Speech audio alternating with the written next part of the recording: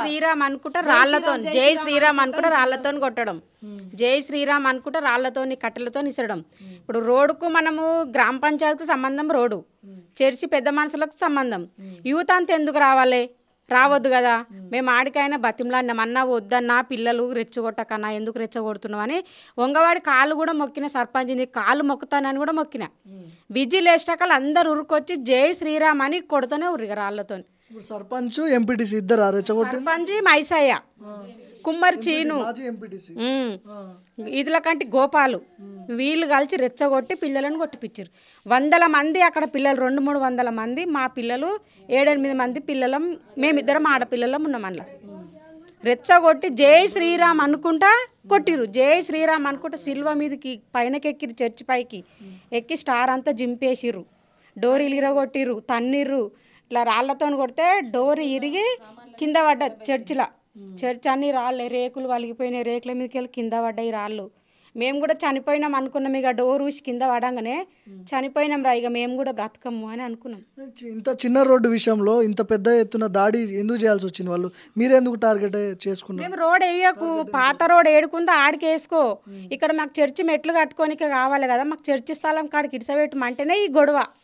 Road కోసమే, ఇంకా వేరే ఇబ్బందులు ఏం లేవు. ముందు కూడా ఏం గొడవలు అనేటివి కూడా ఏం కాలేవు. ఇప్పుడే ఇంత పెద్ద గొడవ దేనికోసం వాళ్ళు చేసిరో మాకు తెలియదు. ఇక ఏం జరిగిందో చెప్పండి. ఏం జరిగింది అసలు? మా చెల్లె షాప్కి వెళ్ళింది, అక్కడ గొడవ అవుతుందని చెప్పి మన చర్చ్ వాళ్ళదని చూడడానికి వెళ్ళింది. అట్లయితే రాళ్ళతో కొడుతుంటే మా చెల్లెకి కూడా రాయి తాకింది. కొట్టింది ఎవరు?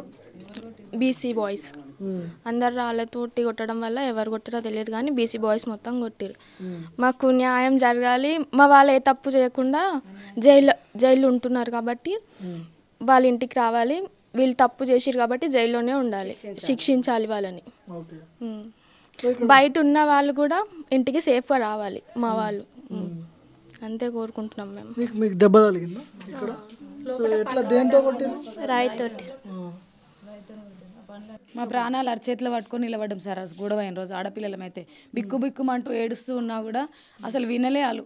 ఆపండి ఆపండి, మేము మళ్ళీ మాట్లాడతాము, మీరు లాఠీ చార్జ్ చేయకండి, రాళ్ళతో కొట్టకండి, ఏదైనా ఉంటే కూర్చొని మాట్లాడదామంటే కూడా అసలు వినే ప్రసక్తే లేదు సార్.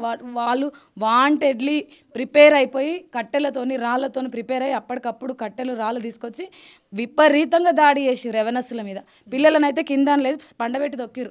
మా 2 పిల్లలు ఉన్నారు, మా హస్బెండ్, మా మరుదుడు, మా ఫ్యామిలీ మొత్తం అక్కడనే ఉన్నారు. మమ్మల్ని చూస్తే ఫ్యామిలీ అక్కడ ఉంటే మా పరిస్థితి ఎట్లా ఉంటుంది సార్? లేడీస్ చెప్పండి, దిక్కు లేకుండా అయిపోయింది. ఒక్కరొక్క దగ్గర లేరు మా ఫ్యామిలీ మెంబర్స్ అందరూ. మీ వాళ్ళు హాస్పిటల్లో ఉన్నారా? హాస్పిటల్లో, జైళ్ళలో కూడా ఉన్నారా? మగపిల్లలు మాకు ఇంటికి దిక్కు, మా మగపిల్లలు అందరూ ఇంట్లో ఉంటే మేము ఎట్లా ఉండాలి సార్ ఇంట్లో చెప్పండి? మా పిల్లలనే వేసిర్రు, మా హస్బెండ్లనే వేసిర్రు, ఇష్టం వచ్చినట్టు కొట్టిర్రు, అలా తొక్కి పండబెట్టి.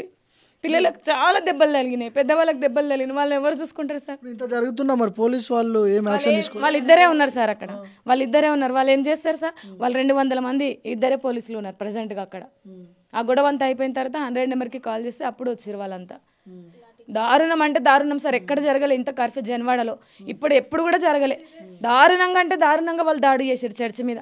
డోర్స్ అన్నీ ఊడిపోయినాయి, కిటికీలు అన్నీ ఊడిపోయినాయి, తలలకు రక్తాలు గారి అట్లా కూర్చుండిపోయినా కూడా పట్టించుకునే నాదుడే లేడు. వీళ్ళు ఊరికి గ్రామస్తులు పెద్దవాళ్ళు అయ్యి న్యాయం చేయవలసింది, పెద్దవాళ్ళే నిలబడి పిల్లలతో కొట్టిస్తే ఇంకెవరికి మేము న్యాయం చేయమని అడగాలి సార్ చెప్పండి? ఊరు సర్పంచ్, మాజీ ఎంపీటీసీ మైసయ్య కాలర్ పట్టుకొని ఏదైతే మిల్లర్ దగ్గర ఉందో ఆ మిల్లర్ కింద వండబెట్టి కొట్టడం ఏదేమన్నా న్యాయమా? పెద్దవాళ్ళకు గ్రామస్తులే వాళ్ళే పెద్దవాళ్ళు అయ్యి ఇట్లా చేస్తే మరి ఇంకా గ్రామస్తులు మిగతా వాళ్ళు వాళ్ళ పరిస్థితి ఎట్లా ఉంటుంది చెప్పండి? మీరు ఏం చేస్తారు అంటే, అన్న మా పెద్దవాళ్ళు వచ్చినాక మాట్లాడేయండి, ఇప్పుడు కొంచెం ఆపండి, మీరు ఈ పని ఆపండి అని చెప్పేసి అనేసరికి వారికి కోపం వచ్చి మోటార్ తెచ్చి దాని దగ్గర పెట్టారు, చర్చి దగ్గర ఇలా పెట్టారు. ఆ చర్చి దగ్గర ఇలా పెట్టినప్పటికీ వాళ్ళు పోస్తూ ఉంటే వీళ్ళు ఏం చేసారు, పిల్లలు 3-4 ఊరు ఎక్కువ కూడా లేరు అప్పుడు. అయితే దాన్ని ఆపడుతురు, అది కిందికి వస్తూ ఉంటే మాలు ఇది ఇక్కడ పోయొద్దు, మీరు మాట్లాడినాక పోయండి అని చెప్పేసి దాన్ని అక్కడ మలిపే ప్రయత్నం చేసేటప్పటికి వీళ్ళను గుంజి, మీరు మాదిగోళ్ళు మమ్మల్ని ఏం చేస్తారా, మీరు మమ్మల్ని ఏం చేయలేరు అని చెప్పేసి గుంజి కొట్టేస్తున్నారు. ఇక ఆ గుంజు ఒకరొకరు కొడుతూనే ఉన్నారు, గుంజేషన్లకు వేసి కొడుతున్నారు. అప్పటి వరకు కొంచెం ఈ 5-6 మంది పెద్దవాళ్ళు వచ్చారు, ఆడికి 10-15 మంది అయ్యారు. అప్పటికి వాళ్ళు 100 మంది వచ్చేసారు.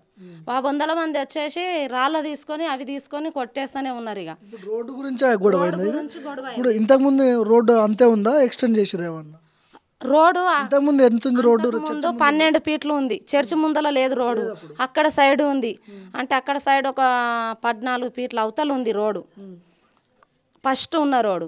ఆ తర్వాత కొంచెం జరిపిరు మధ్యలో అప్పుడు. కానీ ఇప్పుడు వేసే రోడ్డు ఆ రోడ్డు కాకుండా ఇక్కడ ఇంకా ఒక 6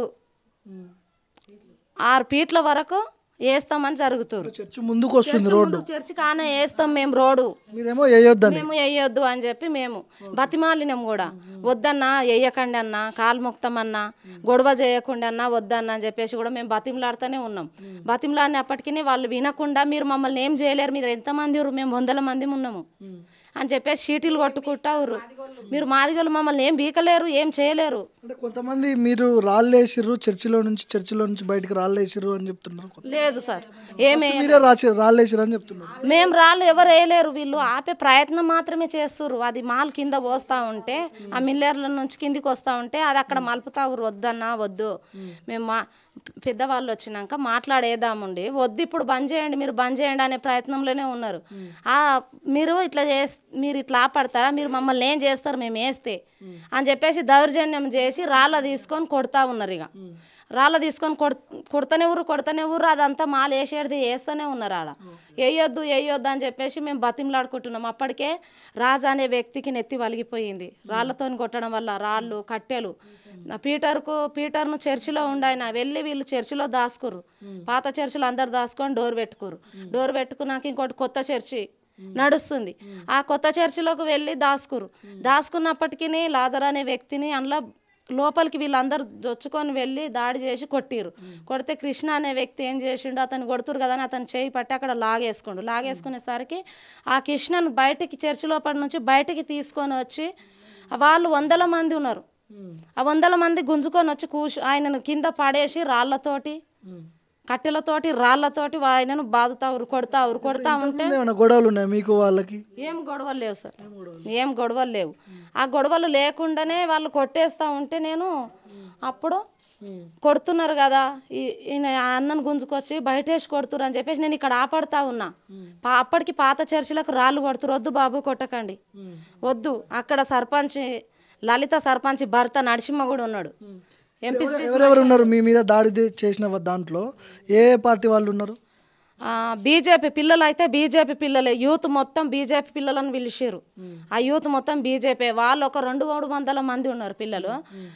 ఈ మాజీ ఎంపీటీసీ మషయ్య అనే వ్యక్తి ఆయన కాంగ్రెస్ పార్టీ వ్యక్తి, నరసింహుండు సర్పంచ్ భర్త నరసింహ ఆయన టీఆర్ఎస్ పార్టీ మనిషి. వాళ్ళందరూ కలిసి ఈ దాడి పాల్పడ్డారు. ఈ దాడికి మీరు ఏం చేయలేరు మమ్మల్ని, మీరు ఎంతమంది ఉన్నారు, మీరు ఎస్సీలు, మీరు మమ్మల్ని ఏమి చేయలేరు, మీరు ఏం బీకలేరు. ఇప్పుడు వీళ్ళంతా బీసీకి సంబంధించిన వాళ్ళే. నేను మస్తు చాలా మా మీద కూడా దాడి జరిగింది సార్. రాయి తలిగింది, కాలుకు తలిగింది, ఇక్కడ పక్కల తలిగింది. ఆ కృష్ణ అనే వ్యక్తి మీద పోయి ఇక్కడ రాళ్లతోటి కొడతా ఉంటే నేను ఇక్కడ ఆపడుతున్నా, వద్దు చిన్న వద్దు తమ్ముడు కొట్టకూరి, ఇది అన్యాయం, ఇది అక్రమం, మీకు పాపం తలుగుతుంది ఇట్లా కొడితే. చర్చిలో దాసుకున్న వాళ్ళని కూడా మీరు కొడుతురు, చర్చి మీద రాళ్ళు విసిరకూరి చిన్న, మీకు పాపం తలుగుతుంది, ఇది అన్యాయం తమ్ముడు అన్న. సర్పంచ్ వద్దన్నా, నీవి పిల్లలతోటి ఇట్లా ఎందుకు చేపిస్తున్నావన్నా, మైసన్న ఇట్లా చేపియక నా పట్టన్నాలను వద్దన్నా అని చెప్పేసి ప్రాధేయపడతా ఉన్నా. వాళ్ళ దగ్గరే ఉన్నా, వాళ్ళ దగ్గర అడ్డం ఉన్న ఇట్లా వద్దన్నా కొట్టకుండా అన్న, ఆపట్టుండే అన్న అంటే నువ్వు జరగమ్మా అక్కడ, నువ్వు జరుగు పక్క జరుగు, వీళ్ళని చంపేస్తాం మేము ఇలా జరుగు పక్కకు అంటారు. అంటే ఆ కృష్ణ అనే వ్యక్తిని వాళ్ళు గుంజుకొచ్చి చర్చి లోపల నుంచి బయటికి గుంజుకొచ్చి కొడుతుంటే నేను పోయి ఆయన మీద పడిపోయిన ఇట్లా కొట్టకుండా వద్దన్న చచ్చిపోతాడు అని మీద పడినప్పటికీ అప్పుడు నాకు ఇక్కడ గుద్దిరు. ఆ గుద్ది నన్ను అక్కడ గుంజేసినప్పుడు ఈ 2-3 వచ్చి మా వాళ్ళు ఆ లోపలికి తీసుకొని వెళ్ళిపోయారు దెబ్బలు తగిలిన వ్యక్తిని. భిక్షపతి అనే ఆయన పెద్ద మనిషి, ఆయనకు రక్తాలు గారుతున్నాయి, కొట్టిరు. రక్తాలు గారినప్పటికీ ఆయన కూర్చొని ఉండు కొత్త చేర్చుకుంటే ఆయనకు నడవలేని పరిస్థితి, కాలు నడవరాలేదు, కన్ను కనబడకుండా మూసుకపోయింది రక్తం కారి. ఆయన నడవలేని స్థితిలో ఆడ కూర్చొని ఉన్నా మళ్ళీ రాళ్ళు విసిరిరు. మళ్ళీ ఆయనకు దెబ్బలు తగిలి మళ్ళీ రాళ్ళు తగిలినాయి. ఆ రాజు నెత్తి వలిగిపోయింది, అతనికి దెబ్బలు తగిలి రక్తాలు గారి. అతడు దాసుకుందాము భయపడి, అందరు లోపలికి దాసుకురు. అతడు కూడా భయపడి దాసుకుందామని అతడు లోపలికి వెళ్తా ఉంటే అతనిని మళ్ళా రాళ్ళ తీసుకొని విసిరినప్పుడు ఆ నెత్తి వలిగి ఆ యొక్క రక్తం అంతా చర్చి గోడకు మొత్తం జిల్లింది వెంటనే.